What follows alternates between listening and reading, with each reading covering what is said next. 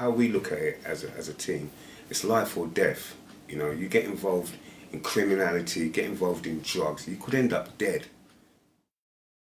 I go into secondary schools and deliver gang prevention workshop to young people. Okay, we talk about the streets, we talk about criminality, we talk about drugs, we talk about trust, we talk about dishonesty, you know, we talk about backstabbing. We kind of talk about our life and how we experienced it within criminality, you know, our misfortunes. I think that why that works, first and foremost, is because they know it's true.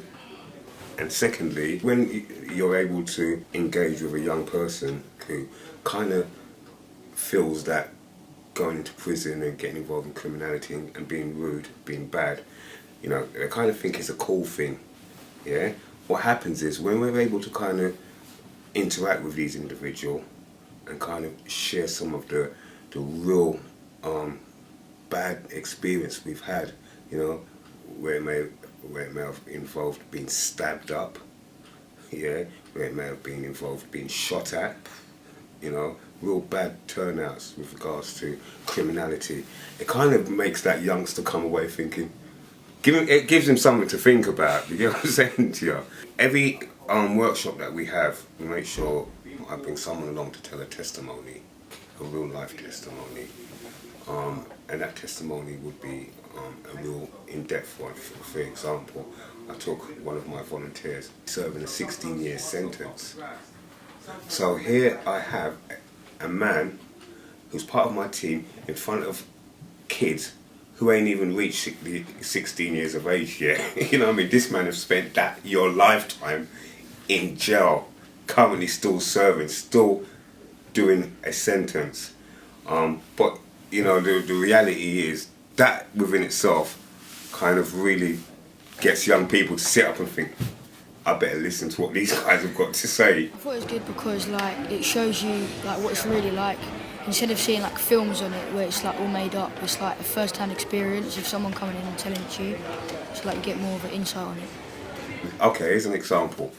A youngster says to me, you know what, Trevor, I've just really enjoyed the workshop, the gang awareness workshop. However, I still feel like I want to get involved in gangs.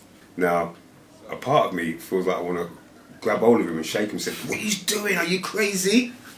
But I know I can't do that. And there's the father figure wants to say, you can't be doing that. But I don't. What I'll try and do is kind of respect their decision. And I might say then, okay then, so have you thought about it long and hard? And they may say to me, yeah man, I thought about it, and you know, I just think this is the right road for me to be going down. I want to get involved in gangs, I want to start making some money and so forth. So I might then say to him, so have you thought about the pros and the cons, the negative and the positive?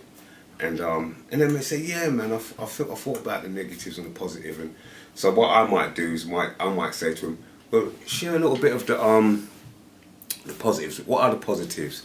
And they might say to me, well, the positives, earning a lot of money, having my own clique, you know, having a nice car, all this kind of stuff. It's all a delusion, but they might say this, yeah? And then what I do, I might then say, well, highlight some of the negatives. And they may highlight a few negatives. And then what I do, I then attach 100 negatives to his negative list of negatives. So I say, what about this? What about, you know, your mum being shot? You know what I mean? What about your sister being stabbed? You know, and kind of things to kind of, so I would add some real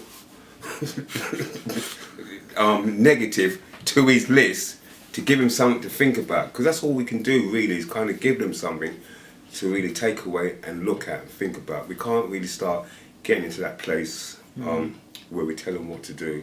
The workshop that's been introduced into our academy, I think, is a life-saving tool that you brought into the academy. We've had a few students in here that have taken the wrong path, and I think by listening and attending your workshops has really enhanced and made these young people think twice about getting involved in gang crime or any kind of negative behaviour. These kids need an aim in life, need something to focus on. And start having self-respect, you know, start having self-respect first, and as time unfolds, you know, they're able to deal with certain of the issues that they may have struggled with initially, you know, and that may be, you know, my mum ain't got no time for me, you know, my dad's never there, you know.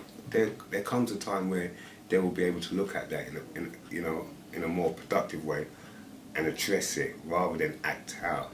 You know, so what we do is try to give them a focus and aim where they can start respecting themselves, start looking at some of their actions, and then those external issues, they have a better way of addressing them.